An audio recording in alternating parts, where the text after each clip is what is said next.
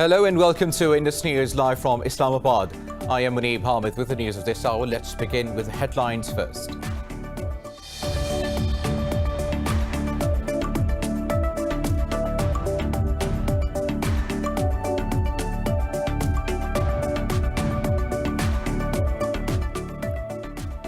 Pakistan has urged member states of the Shanghai Cooperation Organization to oppose any illegal measures to change the status of disputed territories. Addressing the Foreign Ministers' Council meeting of the bloc in Moscow, Pakistan's Foreign Minister Shah Mahmood Qureshi said it is imperative to identify the spoilers of Afghan peace process.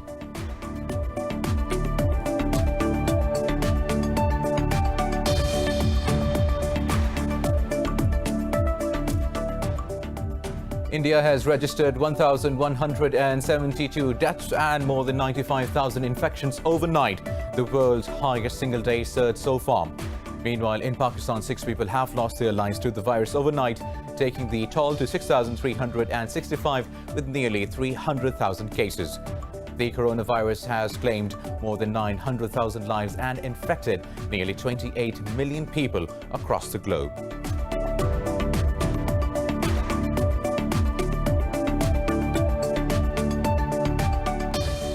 China has accused the United States of political persecution and racial discrimination after it revoked the visas of Chinese students and researchers. At a news briefing, China's foreign minister spokesperson Zhao Lijian said Beijing reserves the right for further reaction. Earlier, the United States cancelled visas of more than 1,000 Chinese students and researchers over alleged stealing of sensitive research.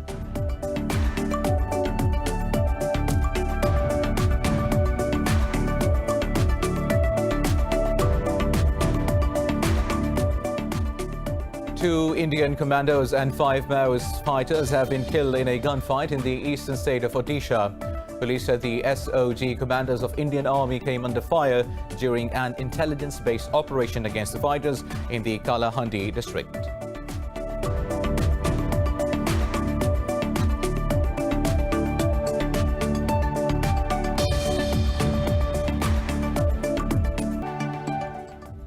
Details after a short break. Stay tuned.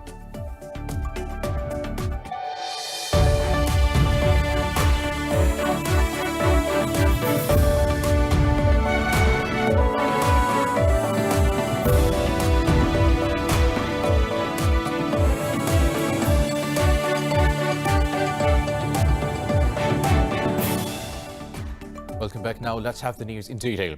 Pakistan has urged the Shanghai Cooperation Organization to oppose any illegal measures to change the status of disputed territories. Addressing the Foreign Ministers' Council meeting of the bloc in Moscow, Pakistan's Foreign Minister Shah Mahmood Qureshi said changing the status of disputed territories is violation of the UN Security Council resolutions. He said it is imperative to identify the spoilers of Afghan peace process. Qureshi urged the SCO not to allow any country to use terrorism-related allegations as a political tool to malign and victimize any country, religion or race. The foreign minister said the UN Security Council should be reformed through consensus to become more representative, democratic, effective and accountable. Meanwhile, US Special Envoy Zalmay Khalilzad has warned spoilers are becoming desperate in their attempts to disrupt the Afghan peace process. In a series of tweets, Khalilzad said Afghans know a successful peace process is the only antidote to the country's protracted conflict. The US envoy bemoaned the attack on Afghanistan's first Vice President, Amrullah Saleh. Khalilzad called it the latest example of enemies trying to sabotage the historic opportunity for peace. He also called on the two negotiating teams in Qatar's capital Doha to satisfy Afghans' yearning for peace. Khalilzad and the delegations are in Doha, where the negotiations will be held. Both Kabul and the Taliban have already announced their teams for the talks. Now, 2 Indian commandos and 5 Maoist fighters have been killed in a gunfight in the eastern state of Odisha. Police said the SOG commanders of the Indian Army came under fire during an intelligence-based operation against the fighters in the Kalahandi district. They said 6 weapons and Maoist literature were recovered from the spot while further combing operations are underway. This is the 3rd such anti-Maoist operation in the same forest area since July. Kalahandi is among the 10 districts in the state with Maoist presence. Meanwhile, Iranian armed forces have begun an annual naval exercise near the strategic Strait of Hormuz. State media said units from the Navy, Air Force and ground forces are taking part in the drills. It says submarines and drones are also being used to test missiles and torpedoes. Military Commander Admiral Habibullah Sayari will head the annual drills. Addressing the opening ceremony, Sayari said the exercises are aimed at improving readiness in confronting foreign threats.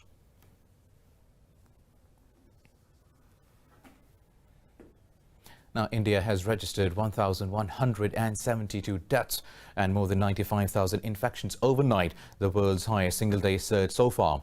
The coronavirus has claimed more than 900,000 lives and infected nearly 28 million people across the globe.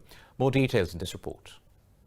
The new coronavirus is showing no signs of abating in India. The country has become the virus epicenter with more than 75,000 total deaths and over 4.4 million positive cases. The virus is now spreading through the Southeast Asian region, shutting down Indonesia's Jakarta. The capital has announced to reinstate restrictions similar to those imposed from April until June. Right now, we are in an emergency situation, more pressing than before the start of the pandemic. Therefore, do not leave homes unless you are forced to, and do not leave Jakarta when it is unnecessary. Europe is reconsidering imposing travel restrictions as the disease returns in number to France, Italy, Spain and the UK. In Australia, unrest and frustration is growing over lockdown and nighttime curfew in the state of Victoria, where cases refuse to go down. Australia's Prime Minister Scott Morrison says he had booked a massive stash of vaccine ahead of the time to give his countrymen hope. They need some hope today, and particularly in Victoria they need some hope today. And so that is what we're here to deliver today. Today we take another significant step to protect the health of Australians against the coronavirus pandemic. A $1.7 billion agreement for the supply and production of more than 80 million vaccine doses. Japan is considering lowering the alert level in the capital Tokyo because of a considerable reduction in cases. Meanwhile, South Korea continues to grapple with new clusters, adding to the community in the country. Meanwhile, in Pakistan, the number of active COVID-19 cases has reduced to 5,540. The Health Ministry says nearly 288,000 patients have recovered so far. The ministry said the country's death toll rose by 6 to 6,365. It said 441 people tested positive for the virus in the last 24 hours, taking the count of confirmed cases to over 299,000. Sindh remains the most affected province with over 131,000 infections, while Punjab has reported more than 97,000 cases so far. Now, the Arab League has dropped a draft Palestinian resolution condemning last month's normalization deal between Israel and the United Arab Emirates. But it reaffirmed the 2002 Arab Peace Initiative, which conditions normalization with Israel on complete withdrawal to the pre-1967 borders. Palestine's Foreign Minister Riyad al-Maliki said the deal has undermined the position of Arab states on the Israel-Palestinian conflict. Saudi Arabia's foreign minister called for the establishment of a Palestinian state along the 1967 borders with East Jerusalem as its capital. Faisal bin Farhan Al Saud said Riyadh supports all efforts to reach a comprehensive solution to the dispute. Moving on, Secretary of State Mike Pompeo has repledged U.S. support for the Association of Southeast Asian Nations in their efforts to contain COVID-19. In a video conference with his counterparts from the ASEAN countries, Pompeo said the United States will help the bloc alleviate coronavirus impacts on their economies. Pompeo said America is working to support its friends in the region and the ASEAN countries can count on the United States. The United States has also devoted new resources to help ASEAN countries face the current pandemic, as well as future ones. As Foreign Minister of Singapore encouraged last night, the ASEAN Public Health Emergency Coordination System, through $1.5 million in funding from the State Department, will increase ASEAN's ability to respond as a region to emerging public health crises. Russia, Japan, Australia, South Korea and India have also joined the event hosted by Vietnam that will include a 27-nation security forum. Now moving on to China, which has accused the United States of spreading political virus at a UN Security Council meeting. The altercation took place during a UNSC meeting to discuss the implementation of a resolution on COVID-19. U.S. Envoy Rodney Hunter accused China of mishandling the COVID-19, saying Beijing is responsible for the spread of the virus globally.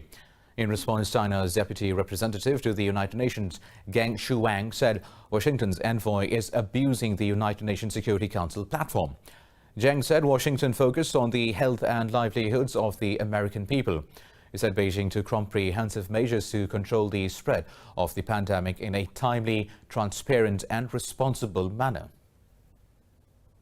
The U.S. representative was absolutely abusing the Security Council platform, was abusing today's meeting. They are spreading political virus. What they are doing here is simply to serve their domestic politics. The administration in this country, they do not focusing on fighting pandemic, but trying their best to shift attention and blaming others. Well, Washington has repeatedly accused Beijing covering up the outbreak of the novel coronavirus last year. Now, China has also accused the United States of political persecution and racial discrimination after it revoked the visas of Chinese students and researchers. At a news briefing, Foreign Ministry spokesperson Zhao Lijian said Washington's move violates the rights of the students. Lijian said Beijing reserves the right for further reaction. This comes after Washington cancelled over 1,000 visas of Chinese academics, citing security risks. U.S. Homeland Security official Chad Wolf alleged the targeted students had ties with the Chinese military. Wolf said the move was to prevent researchers from allegedly stealing sensitive research amid suspicions of espionage by Beijing. Now, U.S. House Speaker Nancy Pelosi says any potential U.S.-UK trade deal will not pass the Congress if London undermines the Good Friday Agreement. In a statement, Pelosi said the UK must respect the Northern Ireland Protocol as signed with the EU to ensure the free flow of goods across the border.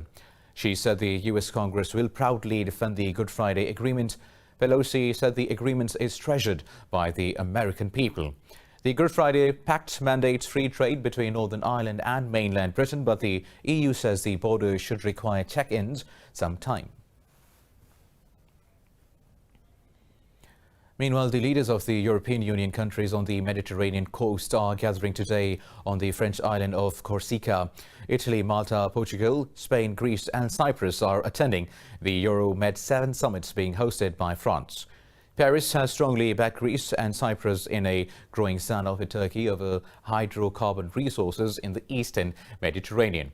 The meeting comes at a time of escalating tensions between Ankara and Athens, which NATO says can spark armed conflict. French presidential office says the Euro-Med 7 talks aim at making progress on building a consensus over the EU's relationship with Turkey.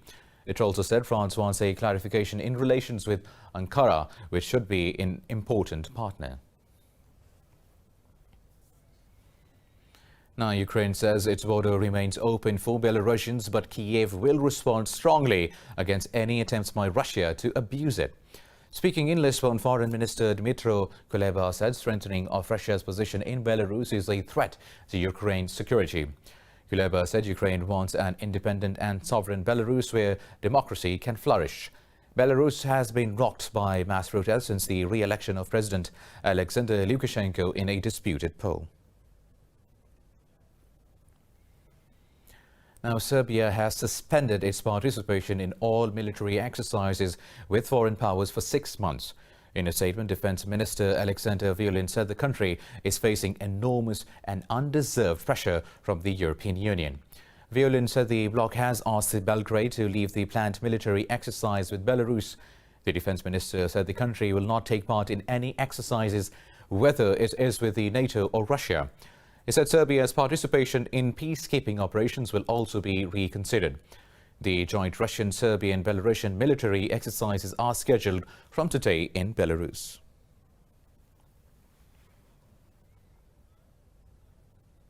More news coming up in this bulletin after a short break. Stay tuned.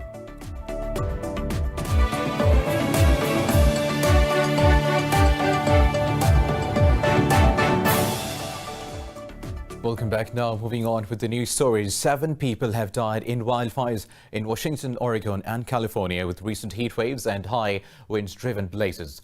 Officials said fires have damaged hundreds of buildings, forcing thousands of people to flee their homes. They said fires have burned more than 2.5 million acres of land in California, 480,000 acres in Washington and 300,000 in Oregon. California Highway Patrol says the fast-moving Bear Fire has carved a 25-mile path of destruction through the mountainous terrain. Over in Oregon, 3 people were confirmed dead as fires destroyed 5 small towns. Oregon Governor Kate Brown says the disaster can be the worst wildfire tragedy in the state's history. Authorities warn the death toll can rise as the wildfires are projected to worsen in the coming days. Now over to Mexico, where 2 people have been killed in clashes with the military police during a demonstration against a dam that diverts the waters to the United States. In a statement, Mexico's National Guard said the assailants attacked its unit and were killed during the gunfight. The citizens of the drought-hit state of Chihuahua says they are protesting plans to divert additional water across the border. The demonstrators threw rocks at the security troops and eventually occupied the closing spillway gates of the La Buquila Dam.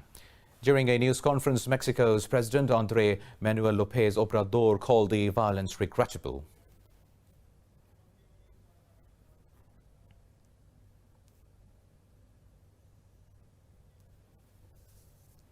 Now, floods have killed at least 13 people and injured 19 others in Burkina Faso following days of heavy rains across the country. Government officials said the floods have caused massive damage and have displaced thousands. The officials say the Territorial Administration Ministry is working to provide people with a shelter in public buildings. They say the Finance Ministry will allocate $9 million to help flood victims. Torrential rains over the past week have devastated parts of Niger, Senegal and Cameroon, killing dozens and displacing tens of thousands.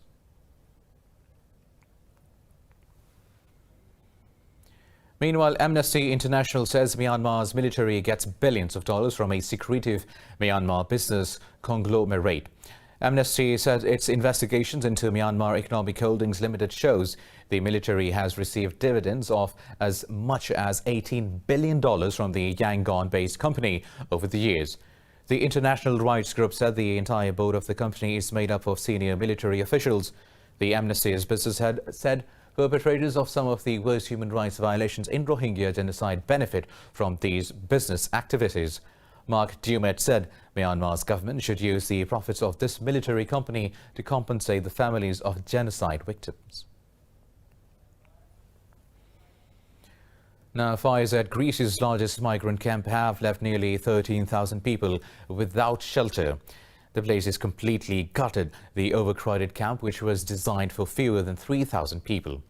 Greek officials say many of the migrants will be temporarily placed on ships at a nearby port or in tents flown in from Athens. About 400 teenagers and children have been transferred to the mainland. Greek Migration Minister Notis Mitarachi says about 2,000 people might not have access to a shelter. He said authorities are working to provide emergency accommodation near the Moria campsite. It is unclear how the fire began, with some blaming the migrants and others blaming Greek locals. Now, the average size of wildlife populations has fallen by 2/3 in less than 50 years as forests were felled to grow food. The World Wildlife Fund raises a stark warning and calls for saving nature in order to save humans. Conservation scientists monitored almost 21,000 populations of nearly 4,400 vertebrate species, giving an overview of the state of the natural world. They say land conversion for farming and the wildlife trade were key reasons for the 68% drop in populations between 1970 and 2016. The WWF report says the human activity severely degraded 3/4 of all land and 40% of the Earth's oceans. It warns continued natural habitat loss hikes the risk of future pandemics as humans expanded their contact with wild animals. WWF Director General Marco Lambertini says serious decline in wildlife indicate nature is unraveling and the Earth is flashing red warning signs of systems failure. A UN report says concentrations of greenhouse gases in the Earth's atmosphere hit a record high this year. The report showed economic slowdown amid the coronavirus pandemic had little lasting effect. More details in this report. The greenhouse gases have regained their control in the world, making atmosphere hotter and harmful for the population. A report by the World Meteorological Organization says climate warming is now at its highest level in 3 million years. The report details how climate change is expected to put hundreds of millions of more people at risk of flooding. At the same time, we have seen the main greenhouse gas concentrations to grow. Especially, we have broken records in concentrations of carbon dioxide, methane and nitrous oxide. And out of those, carbon dioxide is the most important because it has contributed 2/3 of the warming. After declining sharply this spring, global emissions of greenhouse gases are now nearly back to pre-pandemic levels. Daily emissions fell in April by 17% relative to the previous year. But by early June, as factories reopened, emissions were back up to within 5% of 2019 levels. The head of World Meteorological Organizations, Patri Talas, says the drop in the emissions this year is not going to change the big picture. We have seen a drop in the emissions this year because of the COVID crisis and lockdowns in many countries, and we expect that this year the emissions will be 4 to 7% lower than the emissions last year. But this is not going to change the big picture because of the extremely long lifetime of carbon dioxide, and we have continued seeing records in atmospheric concentrations of carbon dioxide. The number of people living in water-scarce areas by mid-century is now estimated to reach up to 3.2 billion, up from the previous estimate of about 1.9. A monk in Myanmar has taken social responsibility to cut the plastic waste in his neighborhood. Around 2,500 tons of trash was being thrown out every day in Yangon. Now it's used to produce utensils, sunshades and even shelters. More about a rather beautiful plastic world in this report. Abed Otamasara, who runs a meditation center in Yangon, noticed a surge in plastic waste during the pandemic. He launched a recycling drive and was taken aback by the response. Helped by dozens of volunteers, his team now receives several thousand used plastic bottles a day from the community. These plastic containers are now being used as a substitute for bowls at his monastery to feed thousands of people in need. The plastic waste can be used to build streets and for construction. That's why we save our daily plastic waste into the plastic bottle to donate to him. The 9-acre meditation center hosts workshops to process plastic waste. Volunteers used hanging plastic bottles to make sunshades. They have even constructed a shelter using car tires packed with plastic waste and cement to form the walls. Otamasara estimates 2 tons of plastic waste, or around 200,000 plastic bottles, have been recycled so far. These people who help me cut the bottles are meditation practitioners at my center. With their assistance, I have used hundreds of thousands of plastic bottles to make items. It has saved me an estimated $10,000 on buying new bowls. The monk says he intends to continue using the waste for any necessary structure at his meditation centers, not only to share awareness but also to partially solve the waste problem.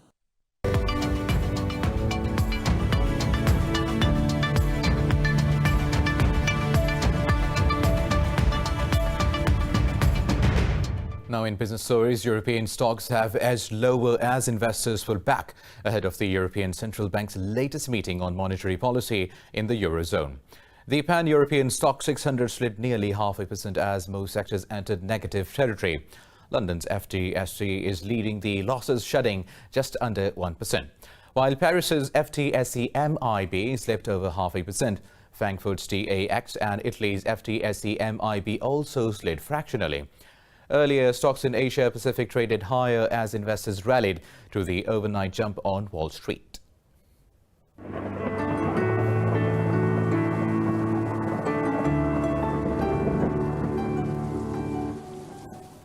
And now it's time for the weather updates.